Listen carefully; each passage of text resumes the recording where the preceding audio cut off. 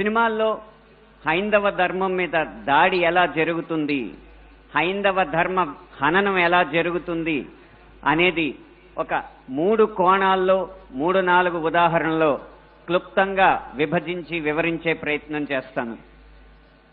ఇక్కడ దాడి 3 కోణాల్లో జరుగుతుంది. అందులో ఒకటి కావ్యేతిహాస పురాణాలని వక్రీకరించడం, 2 తెర మీద కనిపించే పాత్రల్లో వినిపించే పాటల్లో హైందవ ధర్మాన్ని దుర్వినియోగం చేయడం, 3 తెర వెనక మా ముందు అన్యమతస్థుల ప్రవర్తన. ఈ 3 అంశాల్లో మొదటిది కావ్య పురాణేతిహాసాల వక్రీకరణ. వాల్మీకి రామాయణం, వ్యాస భారతం భారత సాహితీ వాన్మయ శరీరానికి 2 కళ్ళ లాంటివి.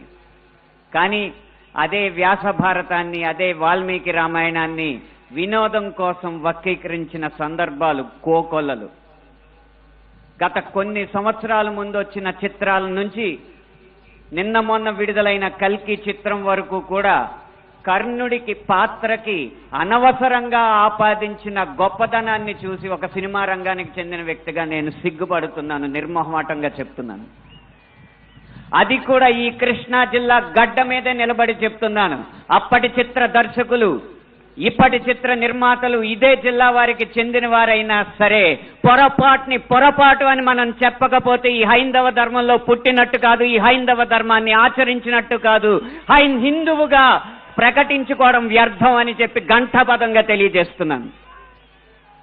ఇప్పుడే ఈ సభలో, ఈ గొప్ప సభలో సత్యవాణి గారిని అభినవ ద్రౌపదిగా వక్తలు అభివర్ణించారు. ఆవిడే ఒప్పుకుంటారా?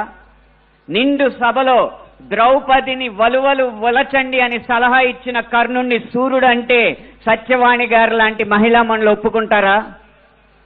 గంధర్వుల్ని చూసి, గంధర్వ సైన్యాన్ని చూసి ప్రాణమిత్రుణ్ణి కూడా వదిలేసి ప్రాణభయంతో పరుగులెత్తిన కర్ణుణ్ణి ధీరుడు, సూర్యుడు, వీరుడు అంటే ఈ హైందవ సమాజం ఒప్పుకుంటుందా?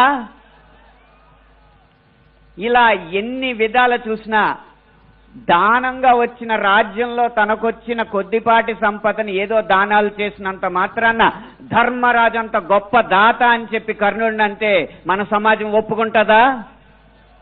నిన్న మొన్న వచ్చిన కల్కి సినిమాలో అగ్నిదేవుడు ఇచ్చిన ధనస్సును పట్టిన అర్జునుడి కంటే సూర్యుడు ఇచ్చిన ధనస్సు పట్టిన కర్ణుడు వీరుడు అని చెప్తుంటే యుద్ధంలో నెగ్గేది ధనుస్సా ధర్మమా అని ప్రశ్నించకుండా మనం ఊరుకుంటామా?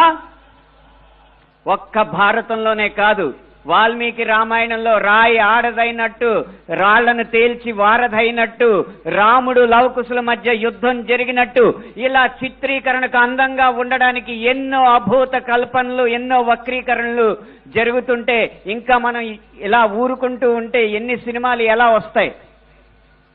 ఒక్క వక్రీకరణే కాదు, చిత్రీకరణలో, గీతాలాపనలో ఎన్ని రకాల హననాలు జరిగినాయో మనం గమనిస్తూ ఉండాలి. మీరు కొంతకాలం క్రితం ఒక హిందీ పాట వినే ఉంటారు, దమ్మరదం మిటుజాయహం బోలో శుభశ్యామ్ హరే కృష్ణ హరే రామ్. రండి దమ్ము కొడదాం, కలుసుకుందాం, శుభ సాయంత్రం చెప్పుకుందాం, తర్వాత హరే కృష్ణ హరే రామ్ అందాం. భగవత్ తత్వాన్ని, భగవద్భక్తిని జగత్ ప్రస్తుతంగా జగద్విదితం చేసిన ఇస్కాన్ వారి నినాదం హరే కృష్ణ హరే రామ్ ని ఒక ఐటమ్ సాంగ్ లో పెట్టుకుంటే ఒప్పుకుంటామా? మీ ముందు ఇప్పుడు 2 దారులు ఉన్నాయి.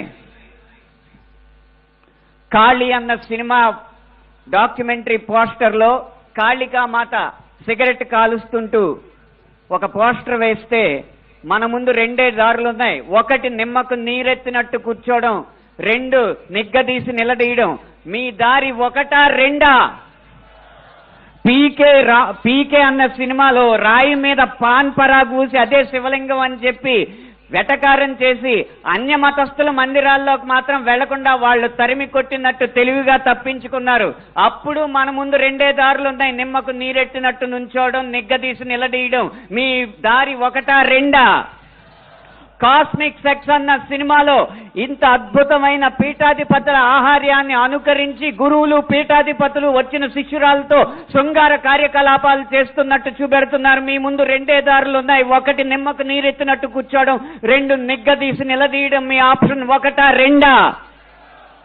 ఎంఎఫ్ హుసేన్ లాంటి చిత్రదర్శకుడు చిత్రకారుడు సరస్వతి దుర్గా మాతల బొమ్మల్ని అశ్లీలంగా వేసినప్పుడు వారి కోవలోనే అక్రమ్ హుసేన్ అనే చిత్రకారుడు కృష్ణుణ్ణి బార్లో ఉంచి గోపికల్ని బికినీల్లో చిత్రించినప్పుడు మన ముందున్న దారులు రెండే రెండు. ఒకటి నిమ్మకు నీరెత్తినట్టు కూర్చోవడం, రెండు నిగ్గదీసి నిలదీయడం. మీ దారి ఒకటా రెండా?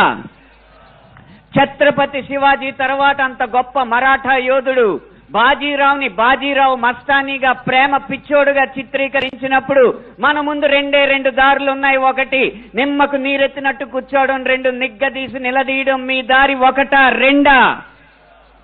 ఇలా ఇన్ని విధాలుగా హననం జరుగుతుంటే ఇంకా మనం నిశ్శబ్దంగా కూర్చుంటే అది మన హైందవ సమాజానికే కళంకం అని నేను మనస్ఫూర్తిగా తెలియజేస్తున్నాను. పాటని ఎలా ఉపయోగించచ్చో, అదే హరే కృష్ణ హరే రామ్ని ఎలా ఉపయోగించచ్చో సీతారాం శాస్త్రి గారు మనకు తెలియజేశారు. హరే రామ హరే కృష్ణ కృష్ణ కృష్ణ హరే హరే. రాముణ్ణైనా కృష్ణుణ్ణైనా కీర్తిస్తూ కూర్చుంటామా? వాళ్ళేం సాధించారో కొంచెం గుర్తిద్దాం మిత్రమా. సంద్రం కూడా స్తంభించేలా మన సత్తా చూపిద్దామా? సంగ్రామంలో గీతా పాఠం తెలుపమా. ఇది పాట రాయడం అంటే, ఇది పాట ద్వారా సమాజ హితం కోరడం అంటే, ఇది పాట ద్వారా మార్పు తీసుకురావడం అంటే, ఇది పాట ద్వారా ఉత్సాహం రేకెత్తడం అంటే, ఉద్వేగం రేకెత్తడం అంటే, ఉత్తేజితుల్ని చేయడం అంటే, ఈ దారిలో మాలాంటి పాటల రచయితలు అందరూ నడవాలని నేను కోరుకుంటున్నా. ఇక ఆఖరి అంశం మాకు వ్యక్తిగతంగా జరిగేది, తెర వెనక సినిమాల్లో అన్య మతస్థులు చేసేది ఒక్క అనుభవం చెప్పి మీకు ముగిస్తాను. ఒక సినిమా పాట రాయడానికి నేను ఒక సంగీత దర్శకుడి దగ్గరికి వెళితే ఆ పాటలో బ్రహ్మాండ నాయకుడు అన్న హిందూ పదం ఉందని చెప్పి ఆ పాట చేయనన్నాడు. నువ్వు ఒక్క హిందూ పదం ఉందని చెప్పి పాట చేయనన్నావు కాబట్టి జీవితాంతం నువ్వు చేసిన ఏ పాటకి నేను రాయనని చెప్పి ప్రతిజ్ఞ చేసి 15 సంవత్సరాలుగా ఆ వ్యక్తికి నేను పాట రాయలేదు. అలాగే ఒక పక్క రాష్ట్రం సంగీత దర్శకుడు వెళ్ళగానే దర్శక నిర్మాతలతో తిరుపతి ఆలయ విధానాలని విమర్శిస్తూ ఉంటే వాళ్ళు మిన్నక కూర్చుంటారు. ఎందుకంటే వాళ్ళకి మార్కెట్ ఉంది కాబట్టి. ఇదే మనం గీత గీయాలి కింద.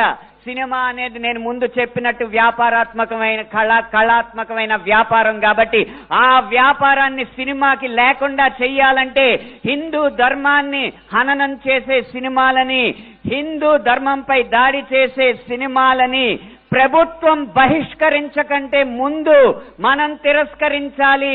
బహిష్కరణ కంటే తిరస్కరణే గొప్ప మార్గం. ముందు మనం తిరస్కరిద్దాం. వాటికి వ్యాపారం రాదు, డబ్బులు రావు. డబ్బులు రాకపోతే ఏ నిర్మాత వచ్చి హిందూ ధర్మాన్ని హననం చేసే సినిమా తీస్తాడో మనం చూద్దాం. భం భం భం భం భళా భళా మోగిందిర శంఖారావం, ఇది హైందవ శంఖారావం. హిందూ బంధువులందరొక్కటై ముందుకే గమని భావం, ముందు చూపాలి ప్రభావం. 3 నిమిషాల ఈ పాట రాసే అవకాశాన్ని, 5 నిమిషాల ఈ ప్రసంగం చేసే అవకాశాన్ని నాకు ఇచ్చిన ఈ నిర్వాహకులకి వేవేల పాదాభివందనాలు తెలియజేసుకుంటూ జై హింద్, జై శ్రీరామ్.